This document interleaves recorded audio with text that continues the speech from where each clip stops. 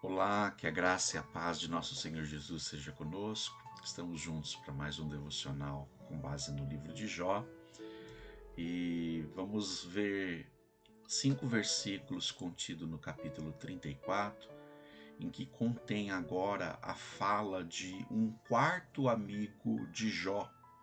Até então vimos os discursos, o diálogo entre Jó e 3 dos seus amigos, Elifaz, Bildade e Zofar.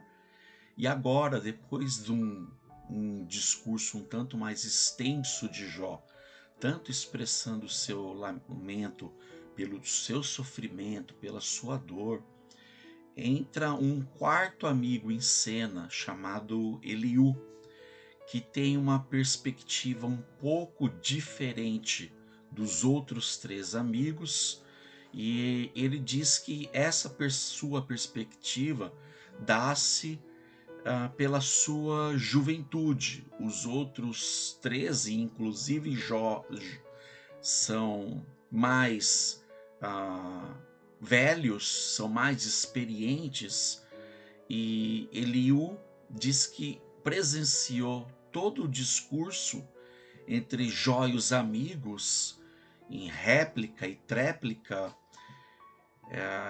e ele disse que não havia se manifestado porque, dada a experiência deles, ele queria perceber, ver se chegavam a um entendimento, a um consenso. Então, Eliú expressa as suas palavras e eu quero abrir para nossa reflexão com o que ele disse. Assim disse Eliú: pois o ouvido prova as palavras como a língua prova o alimento. Lendo então no capítulo 34, diz o texto: disse então Eliú: ouçam as minhas palavras, vocês que são sábios, escutem-me, vocês que têm conhecimento, pois o ouvido prova as palavras como a língua prova o alimento. Tratemos de discernir juntos o que é certo e de aprender o que é bom. Jó afirma: sou inocente, mas Deus me nega a justiça. Bem, antes de falar da diferença da perspectiva de Eliú com os demais 3 amigos, preciso falar da semelhança entre todos eles. Eliú, não diferente de Jó e os demais amigos, entendiam acerca da premissa de que o justo não pode sofrer e o ímpio tem que sofrer, igualmente com os demais. Eliú também presenciou total enfermidade de Jó, todas as suas perdas, todo o seu sofrimento. Ocorre que o que Eliú entendia de diferente dos demais foi o seguinte: ficou claro para Eliú que ninguém conseguiu explicar o sofrimento de Jó. A explicação do sofrimento de Jó para os 3 amigos era pela evidência dos olhos. Eles viam o sofrimento de Jó e partiam do pressuposto que só pode sofrer assim como Jó estava sofrendo quem havia cometido pecados astrondosos, abomináveis, cruéis. Então, os 3 amigos, se Jó está sofrendo desse jeito, é porque Jó está ocultando pecados gravíssimos. Ele deve ter cometido, não, na cabeça deles já era uma convicção formada. Jó cometeu pecados gravíssimos e está ocultando isso de Deus. Isso para a gente até é uma afronta ou mesmo uma zombaria. Jó está zombando de nós porque ele alega ser inocente, mas o que está acontecendo com ele só pode acontecer com quem é ímpio. Diferentemente, Eliú falou assim: esse argumento não convence. Porém, como Deus pune o ímpio com sofrimento, tal como Jó está sofrendo, há uma punição sim na vida de Jó. Não pela conduta que vocês três, Elifaz, Bildade e Zofar, estão dizendo que ele cometeu. Não há prova disso. Mas uma coisa é certa: pelo fato de Jó ostentar inocência, não somente isso, mas porque Jó sustenta justiça própria, alegando ser justo, ele alega isso com tamanha veemência que traz um ar consigo de orgulho e arrogância. É aí que está o pecado de Jó. Esse foi o ponto de vista de Eliú, não quanto à conduta da qual ele estava sendo acusado, mas de que Jó, ostentando uma justiça própria, não, eu sou justo e o que está acontecendo comigo é injusto, não pode ser assim. Esse foi o ponto que Eliú, o mais jovem dos amigos de Jó, pegou. Então, assim, não é pela conduta, mas pela arrogância no coração. E aí ele entendia a semelhança dos outros. Quem peca gravemente, e aí no caso do ponto de vista de Eliú era o orgulho e a arrogância, merece tal punição. E aí ele segue um discurso semelhante como os demais, acerca de que Deus jamais é injusto, e ele acerta nisso. Deus jamais erra no seu juízo, ele acerta isso. Deus não priva de falar com o inocente. E aí assim, ele volta nos mesmos argumentos acerca da prosperidade, longevidade que deve vir para os piedosos e para quem traz consigo ou encobre no seu coração pecados gravíssimos, pecados que afrontam a Deus e necessariamente pecados não confessados, merece o sofrimento. Por se tratar de todos eles, homens, humanos, são falíveis e eles estavam falhando no pressuposto em relação a Jó. Mas no que eles falam de uma forma mais ampla acerca de Deus, dissociado de tais premissas que eles alimentavam acerca de Jó, eles acertam. Aqui, por exemplo, o que Eliú fala sobre algo prático de sabedoria, e o discurso é sapiencial, que ele fala: pois o ouvido prova as palavras como a língua prova o alimento. Ele quer dizer o seguinte, que nós, tudo que ouvimos, conselhos, ou simplesmente aquilo que captamos no ar, nós procuramos instigar, sondar se algo é verdadeiro ou falso, e se não conseguimos fazer isso sozinhos, aqui já vem um conselho de Eliú para fazer isso em grupo. Tratemos de discernir juntos o que é certo e de aprender o que é bom. Então, muitas vezes não temos todas as respostas sozinhos. Jó não tinha resposta para a causa do seu sofrimento. Os amigos erravam pelo que viam com os olhos e fazendo um pré-juízo, um pré-julgamento, tendo até um certo preconceito acerca de Jó. E Eliú, vendo tudo isso, ele foi um pouco mais inteligente do que os demais. Falei, não, por conduta não é possível provar, mas algo que ele viu que Jó estava fazendo. Jó dizia: eu queria estar diante do tribunal de Deus e certamente eu serei tido por inocente. Mas eu não sei onde Deus está, eu não tenho a quem levar a minha causa. Então ele ouviu essa postura de Jó, mas ele não sabia o que estava encoberto.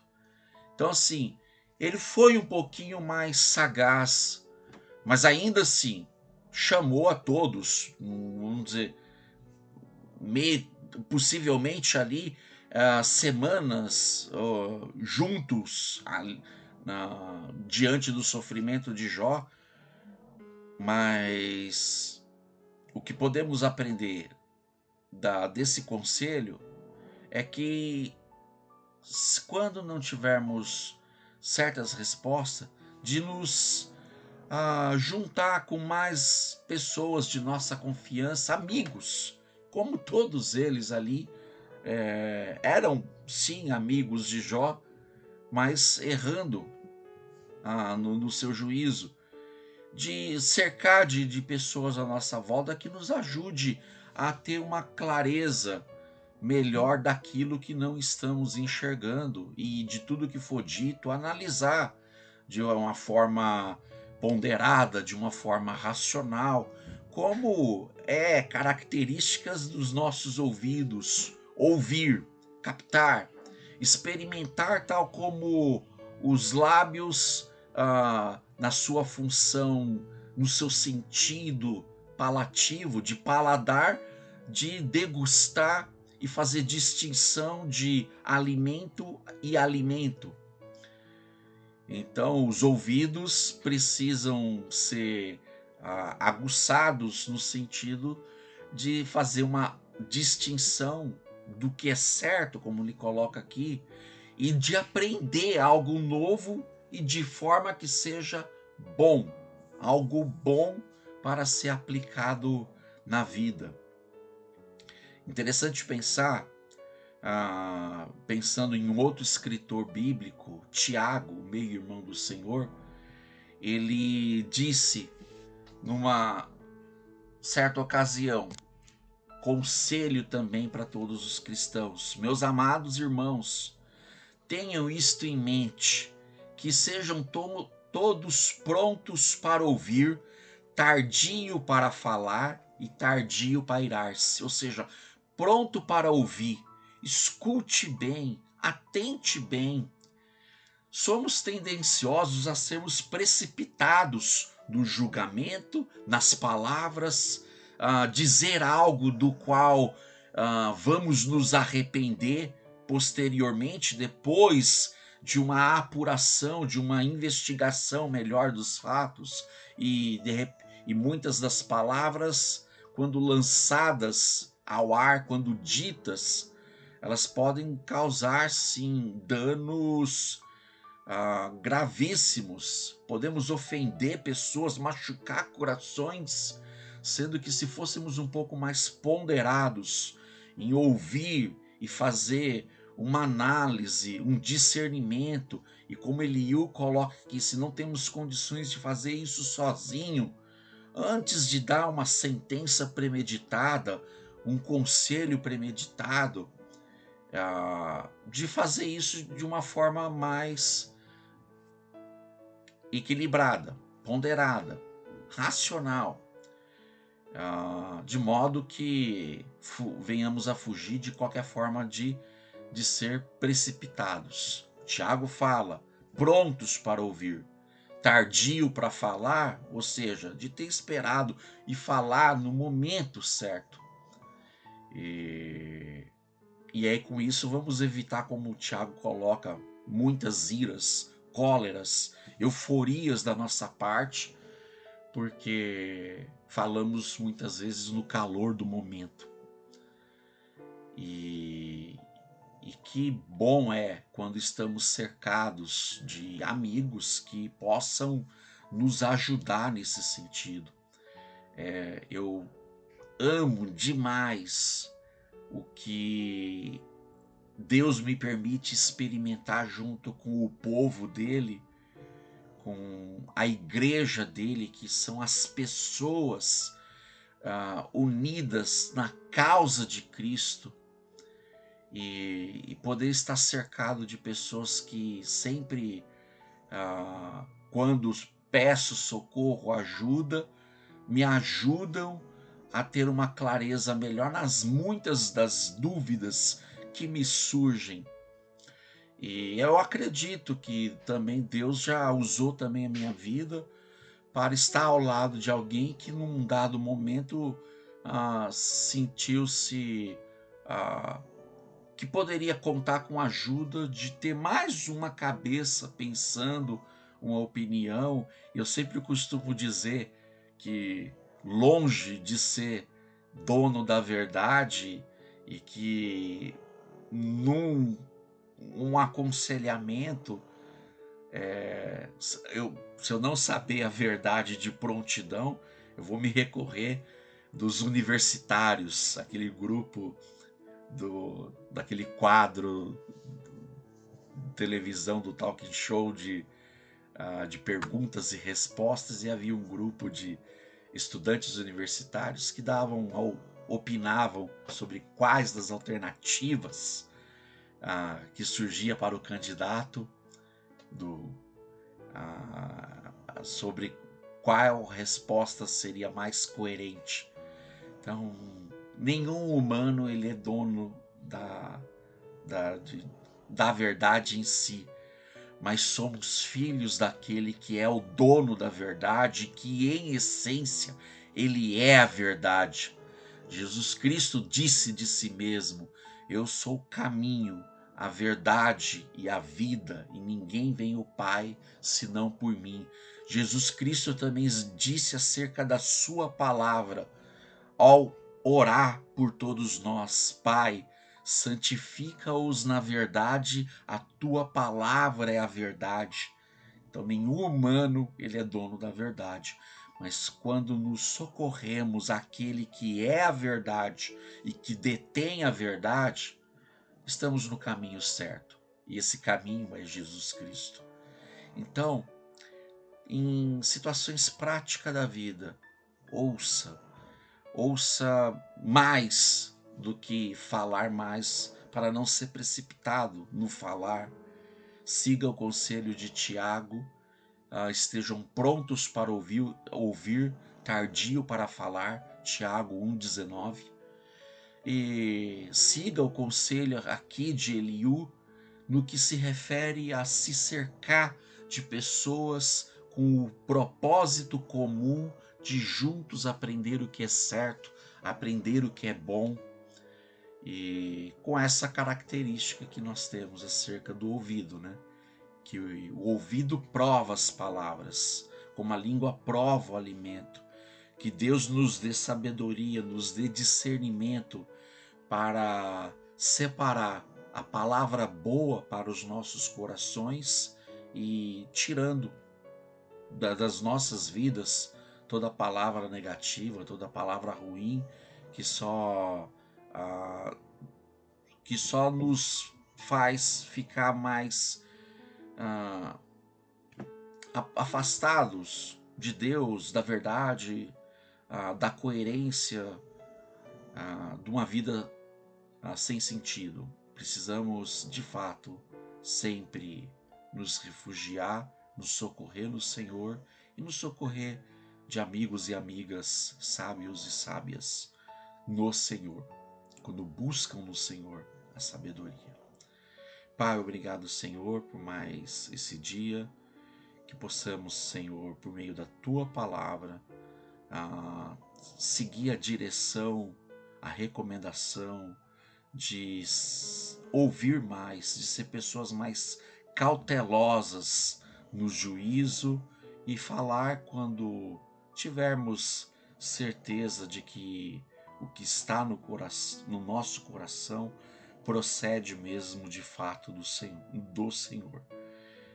Ajuda-nos, Senhor, a lidar com a fraqueza que nós temos da impulsividade, de falarmos no calor do momento, que possamos, Senhor, em situações como experimentada por Jó e seus amigos, de não conhecer todos os fatos, de se utilizar da cautela e esperar no Senhor, quando aparentemente não temos todas as respostas, Senhor.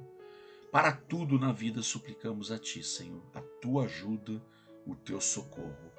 Socorra-nos, Senhor, é a minha oração, em nome de Jesus, amém. Meu querido, minha querida, tenha um excelente dia no Senhor.